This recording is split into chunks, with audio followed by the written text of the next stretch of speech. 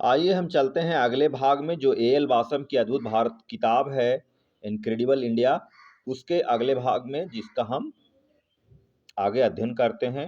वस्तुतः जोन्स तथा विल्किंस महोदय भारत विषय ज्ञान शास्त्र के जन्मदाता थे। कलकत्ता में हेनरी कोलब्रुक 1765 ईस्वी से 1837 ईस्वी तक, होरेस हेमेट विल्सन 1789 से 1860 ईस्वी ने उनका अनुगमन किया। इन विद्वानों की रचनाओं के साथ फ्रांस निवासी फारसी भाषाविद एक्वेनेटिल ड्यूपेरन का कार्य भी सम्मिलित होना चाहिए, जिन्होंने 17वीं शताब्दी में फारसी पाठ के आधार पर 4 उपनिषदों का अनुवाद प्रकाशित किया। संपूर्ण पांडुलिपि का अनुवाद, जिसमें 50 उपनिषद से 1801 ईस्वी में प्रकाशित हुआ। इन अनुवादों के परिणाम स्वरूप यूरोप में संस्कृत साहित्य के प्रति रुचि विकसित होने लगी। 1795 ईस्वी में फ्रांसीसी गणतंत्र सरकार ने इकोले डी लैंग्वेज ओरिएंटेक्स वाइवेंट्स नामक संस्था की स्थापना की और वहां अलेक्जेंडर हैमिल्टन 1762 से 1824 ईस्वी नामक एक व्यक्ति ने बंगाल की एशियाटिक सोसाइटी के संस्थापक सदस्यों में से एक थे, जो अमीन्स की संधि के अंत में फ्रांस की प्रतिसाक्ष्य रूप से बंदी थे, यूरोप में सर्वप्रथम संस्कृत का अध्ययन प्रारंभ किया। हैमिल्टन ने ही जर्मनी में प्रथम संस्कृत ज्ञाता फ्रेडरिक श्लेगल ने इस भाषा की शिक्षा प्राप्त की। विश्वविद्यालय स्तर पर संस्कृत के सर्वप्रथम आचार्य पद का सृजन 1814 ईस्वी में कॉलेज डी फ्रांस में हुआ और इस पद पर लेनार्ड डी चेजी नियुक्त हुए, जबकि 1818 ईस्वी के तत्पश्चात बड़े बड़े जर्मन विश्वविद्यालयों में प्राध्यापकों के पदों का सृजन हुआ। इंग्लैंड में सर्वप्रथम ईस्ट इंडिया कंपनी के हर्डफोर्ड स्थित प्रशिक्षण विद्यालय में 1805 ईस्वी में संस्कृत की शिक्षा का प्रारंभ हुआ। संस्कृत के बोर्डन आचार्य पद की प्रथम व्यवस्था ऑक्सफोर्ड में की गई। इस पद को सर्वप्रथम 1832 ईस्वी में H.H. विल्सन ने ही सुशोभित किया, जो बंगाल के एशियाटिक सोसाइटी के सदस्य रह चुके थे। तत्पश्चात संस्कृत के प्राध्यापक पद का श्री गणेश लंदन, कैम्ब्रिज तथा एडिनबरा के विश्वविद्यालयों में भी हुआ। इसके अतिरिक्त यूरोप तथा अमेरिका के अनेक अन्य विश्वविद्यालयों में भी इसकी व्यवस्था की गई। 1816 ईस्वी में बवेरिया निवासी फ्रेज बोप 1791 से 1867 ईस्वी में ने सर विलियम जोन्स द्वारा दिए गए संकेतों के आधार पर संस्कृत तथा यूरोप की अन्य शास्त्रीय भाषाओं की एक पूर्वजता के प्रयोगात्मक रूप से पुनः स्थापना में सफलता प्राप्त की।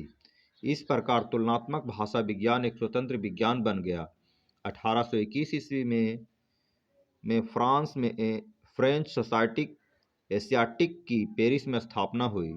इसके 2 वर्ष पश्चात लंदन में रॉयल एशियाटिक सोसाइटी बनी। इस प्रकार प्रारंभ होकर प्राचीन भारतीय साहित्य का संपादन एवं अध्ययन कार्य संपूर्ण 19वीं शताब्दी में अग्रसर होता रहा। संभवतः 19वीं शताब्दी के यूरोप में भारतीय ज्ञान शास्त्र के पांडित्य का महान कार्य विशाल संस्कृत जर्मन कोश था, जो साधारणतः सेंट पीटर्सबर्ग लेक्सिकन के नाम से प्रसिद्ध है, जिसे ऑटो भोटलिंग एवं रुडोल्फ राथ नामक जर्मनी के 2 पंडितों ने संग्रहित किया था, तथा रूस की इंपीरियल एकेडमी ऑफ साइंसेज ने 1852 से 1875 ईस्वी तक कई भागों में प्रकाशित किया था। संस्कृत के अध्ययन में इंग्लैंड के सबसे बड़ी देन ऋग्वेद का अनुपम संस्करण और सैक्रेड बुक ऑफ ईस्ट नामक साधिकार व्याख्या सहित अनुवादों की प्रकाशन माला थी। इन दोनों रचनाओं का संपादन जर्मन निवासी संस्कृत के एक प्रकांड विद्वान फ्रेडरिक मैक्स मुलर ने 1823 से 1900 ईस्वी में किया, जिन्होंने अपना अधिकांश सक्रिय जीवन ऑक्सफोर्ड में तुलनात्मक भाषा विज्ञान के प्राध्यापक के रूप में व्यतीत किया था। इसी समय प्राचीन भारतीय संस्कृति का अध्ययन दूसरी दिशा में बढ़ रहा था। बंगाल की एशियाटिक सोसाइटी का प्रथम कार्य लगभग पूर्णतः भाषात्मक एवं साहित्यिक हुआ करता था, तथा 19वीं शताब्दी के अधिकांश भारतीय ज्ञानशास्त्री मूलतः ऐसे विद्वान थे जो लिखित प्रमाणों के आधार पर कार्य करते थे। 19वीं शताब्दी के शुरू में बंगाल सोसाइटी ने अपना ध्यान भारतीय अतीत के ध्वंसावशेषों की ओर लगाना प्रारंभ किया, क्योंकि ईस्ट इंडिया कंपनी के निरीक्षक मंदिरों, गुफाओं तथा तीर्थों आदि के संबंध में अनेक विवरण लाए और इसके साथ साथ प्राचीन सिक्के तथा ऐसी लिपि में अंकित अभिलेखों की प्रतियां लाए जो बहुत पूर्व समाप्त हो चुकी थी। प्रचलित लिपियों के आधार पर अध्ययन करने से स्नेह स्नेह प्राचीन लिपियों का रहस्योद्घाटन हुआ। इसके पश्चात 1837 में जेम्स प्रिंसेप नामक प्रतिभाशाली युवक, जो कलकत्ता की टकसाल का एक अधिकारी तथा बंगाल के एशियाटिक सोसाइटी का मंत्री था, प्रथम बार प्राचीनतम ब्राह्मणी लिपि की व्याख्या करने तथा महान सम्राट अशोक के शिलालेखों को पढ़ने में समर्थ हुआ। इस व्याख्यापूर्ण कार्य में प्रिंसेप के सहयोगियों में से एक रॉयल इंजीनियर्स के युवक पदाधिकारी अलेक्जेंडर कनिंघम थे, जो भारतीय पुरातत्व विभाग के जन्मदाता हैं।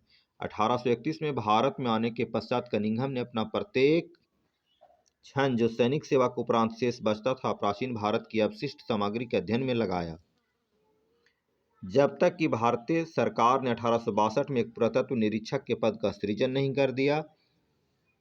इस पद पर उनकी ही नियुक्ति हुई। 1885 में अपने अवकाश ग्रहण करने तक वे भारत के अतीत को प्रकाश में लाने के लिए पूर्ण एकाग्रचित्ता के साथ व्यस्त रहे। यद्यपि उन्होंने कई आश्चर्यजनक अनुसंधान नहीं किए, फिर भी इनमें कोई संदेह नहीं है कि सर विलियम जोन्स के पश्चात की गई खोज इस क्षेत्र के किसी भी कार्यकर्ता की उपेक्षा अलेक्जेंडर कनिंघम के अधिक ऋणी है।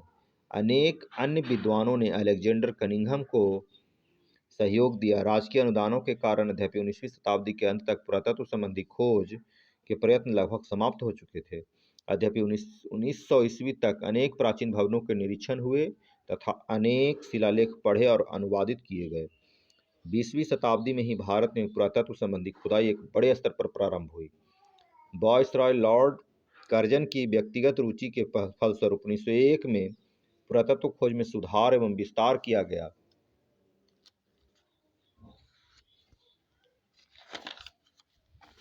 और एक युवा पुरातत्ववेत्ता जॉन मार्शल, बाद में सर जॉन मार्शल की नियुक्ति प्रधान संचालक के रूप में हुई। फिर भी भारत जैसे विशाल देश के लिए यह पुरातत्व विभाग लज्जास्पद रूप से लघु एवं साधनहीन था, पर मार्शल महोदय निपुण सहयोगियों की नियुक्ति करने में समर्थ हुए। इससे पूर्व के किसी भी प्रयत्न की अपेक्षा उनके पास खुदाई के लिए कहीं अधिक विस्तृत धनराशि थी। प्रथम बार प्राचीन भारतीय नगरों के ध्वंसावशेषों के प्रकाश में आने प्रारंभ हुए। प्राचीन स्मारकों की खोज और सुरक्षा से पृथक रूपेण पुरातत्व विभाग ने वास्तविक रूप में कार्य प्रारंभ किया। सर जॉन मार्शल के संचालन में सिंधु सभ्यता की खोज निश्चय ही पुरातत्व विभाग की महानतम सफलता थी। भारत के प्राचीन नगरों के सर्वप्रथम अवशेष कनिंघम ने पाए, जिन्होंने पंजाब प्रांत में हड़प्पा के समीप विचित्र एवं अपरिचित मुद्राएं प्राप्त की। 1922 ईस्वी में पुरातत्व विभाग के साथ एक भारतीय अधिकारी R.D. बनर्जी ने सिंध के मोहनजोदड़ो में और अधिक मुद्राएं प्राप्त की और उसे पहचान कर यह निश्चय किया कि यह अति प्राचीन युग की आर्य पूर्व सभ्यता की अवशेष थी। सर जॉन मार्शल के संचालन में स्थानों की खुदाई विधि पूर्वक 1924 से 1931 ईस्वी तक उनके अवकाश ग्रहण करने तक होती रही। द्वितीय विश्व युद्ध एवं आर्थिक कठिनाइयों के कारण खुदाई में बड़ी बाधाएं उपस्थित हुई, परंतु ठीक युद्धोपरांत R.E. मार्टिमर व्हीलर के अल्पकालिक संचालकत्व में हड़प्पा में और अधिक महत्वपूर्ण अनुसंधान किए गए। यद्यपि वे स्थान आज पूर्णतः स्पष्ट नहीं हो पाए हैं, अभी बहुत कुछ काज करना शेष है। अनेक बिना खुदे हुए टीले भारतीय अतीत के अंधकार में स्थानों पर भरपूर प्रकाश डाल सकते हैं। महत्वपूर्ण प्रकाशित पांडुलिपियां अब भी सुदूर पुस्तकालयों में उपेक्षित पड़ी हुई होंगी। भारत, पाकिस्तान, लंका निर्धन देश है, इसे अत्यधिक धन की आवश्यकता है। इसमें अकिंचन जनता का जीवन स्तर ऊंचा किया जा सके। यद्यपि प्राप्त साधनों के आधार पर इन तीनों देशों के पुरातत्व विभाग का अतीत को प्रकाश में लाने के लिए पूरी शक्ति के साथ कार्य कर रहे हैं। धन्यवाद।